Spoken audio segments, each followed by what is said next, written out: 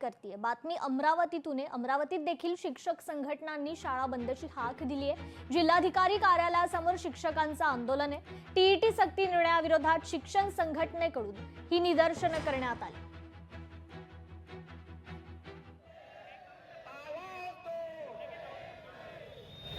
मार्च 2024 शासन निर्णय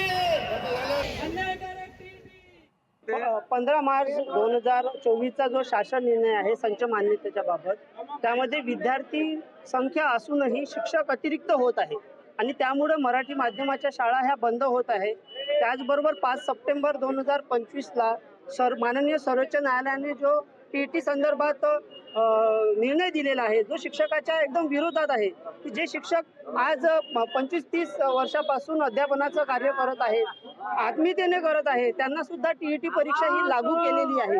शिक्षक हा परीक्षेला घाबरत नाही। म्हणजे शासनाला कोणतंही एक संघटितपणा आवडत नाही, कारण संघटितपणे लोक एकत्र झाले तर मग आपल्या विरोधामध्ये एक विचार सुरू होतो, ही खरी म्हणजे त्यामागची धारणा आहे।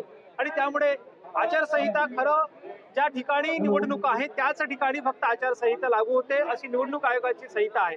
असं असताना सुद्धा जर समजा तिथे अमरावती शहरामध्ये कसल्याही प्रकारची आचारसंहिता नसताना मोर्चाला परवानगी नाकारणं म्हणजे हे खरं म्हणजे सरकारचं षडयंत्र आहे आणि हे षडयंत्र आणून पाडण्याची जबाबदारी आमच्या सर्व शिक्षक संघटनेचे लोक करतायत। लोकशाही मराठी ऐका, पहा, जागरूक रहा।